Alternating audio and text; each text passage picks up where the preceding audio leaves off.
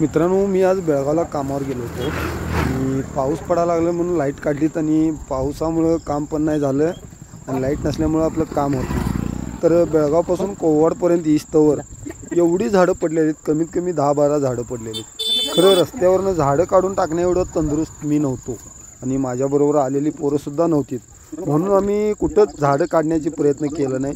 कुठं रस्त्यावर दगड पडलेलं 1-2-3 ठिकाणी येऊन ते काढून टाकलं।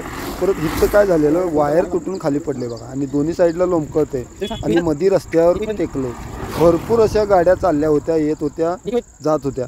खरं कोणीही गाडी थांबवलं नाही आणि ते तार वायर काढायचा प्रयत्न कोणी केला नाही। मग आम्ही मित्रांना म्हटलो असं असं आहे, मग तिथं 100% काहीतरी घटना घडणार, त्यामुळं आम्ही गाडी थांबवलो, ते फांदे काढून टाकलं। परत ते तारसाठी एवढं धडपडलो, लय म्हणजे लय जोरात धडपडलो मित्रांनो। शेवटी तिथं एक गावकरी आले आणि म्हणा लागले त्यात करंट नाही, आर्थिंग केबल आहे, मधनंच कट करा। कारण की आम्ही भरपूर प्रयत्न केलं ते वर टाकण्यासाठी, आम्हाला काय जमलं नाही, झाडात चढायला आलं नाही पाऊस असल्यामुळे। मग मध्ये कट केलो आणि चप्पल बघा आपली राड झाली होती।